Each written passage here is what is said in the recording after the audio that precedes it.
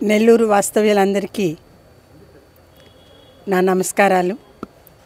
ఈరోజు 39వ డివిజన్లో అధ్యక్షుడు అనంగ ప్రసాద్ గారితో కలిపి 93వ బూత్లో దాని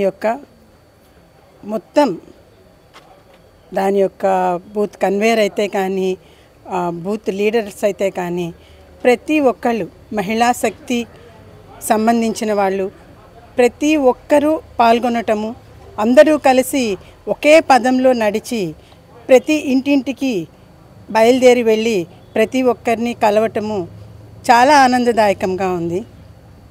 వెళ్ళి కలవటంలో ఆనందదాయకము అంటే ఏంటంటే వాళ్ళు ఇచ్చే సపోర్టు. ఒక ఆమె అయితే ఇట్లా ఒక అక్క ఇచ్చి పట్టుకొని చెప్తా ఉన్నాం అన్నమాట. విన్నారు ఏమీ ఎక్స్ప్రెషన్ లేదనమాట.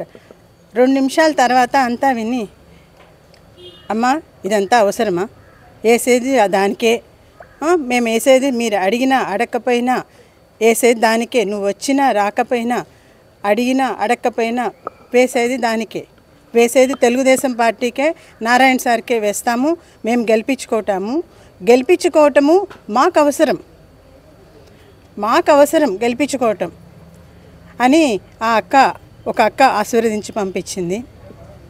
ఇంకొక దగ్గరికి వెళ్తే, అమ్మ మేము డిపాజిట్ కట్టాము, ఇల్లు ఇస్తాము అన్నారు, అంతేనమ్మా, ఈరోజు బాడుగింట్లో ఇచ్చి బాడుగులు కట్టుకోలేకుండా అవస్థ పడతా ఉన్నాము, ఎలా అమ్మా ఇలా అయితే అనేసి అడిగింది. ఇది కక్ష సాధింపు చర్యమ్మా, అందుకని అంటే అంతా ఇళ్ళు అన్నీ రెడీ అయిపోయినాయి, మీకు తెలుసు కదా, అక్కడంతా రెడీగా ఉన్నాయి. ఎలక్షన్ కోడ్ రావటం వలన ఆఖరి నిమిషంలో అది ఇవ్వలేకపోవటం, పంపిణీ జరగకపోవటం జరిగింది. కానీ ఈసారి మన తెలుగుదేశం పార్టీ రావటం ఖాయము, నారాయణ గారు గెలవటం ఖాయము, తెలుగుదేశం పార్టీ రావటం ఖాయము.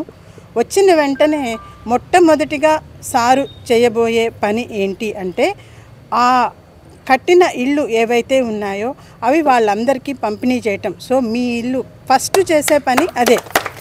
సో ఖచ్చితంగా మీకు ఇల్లు వస్తుంది. నెల్లూరులో ఇల్లు లేని వాళ్ళు అనేది ఉండకూడదు అనేది సార్ యొక్క లక్ష్యం, ఆయన యొక్క కళ. దాన్ని తప్పకుండా ఈసారి గెలిచి మీరందరూ గెలిపిస్తారని తెలుసు. సారు అది ఖచ్చితంగా నిజం చేస్తారు అని చెప్పి అలా ఒక్కొక్క ఇంటిని అలా మాట్లాడుకుంటూ ఉంటే ఒక్కొక్క విషయము వాళ్ళ వైపు నుంచి నాకు భరోసా. నేను వాళ్ళని అడగటం అనే దానికన్నా నేను వెళ్ళి కలిసిన వెంటనే వాళ్ళ వైపు నుంచి ఒక భరోసా తీసుకొని ముందుకు కదలటం లాగా జరగటం వలన దీనితో కొంత టైము అనుకున్న దాన్ని ఇంకా కొంత టైం ఎక్స్టెండ్ చేసుకొని అత్యుత్సాహంతో ముందుకు జరగటం జరుగుతోంది. దీనన్నిటికీ సహకరిస్తున్న ప్రతి ఒక్కళ్ళకి, ప్రతి కార్యకర్తకి వాళ్ళ యొక్క ఉత్సాహం చూసి నన్ను ఉత్సాహపరిచి ముందుకు కదిలేటట్టుగా చేస్తున్న ప్రతి ఒక్కరికి నా ధన్యవాదాలు. నెల్లూరు ప్రజలందరికీ నా నమస్కారం.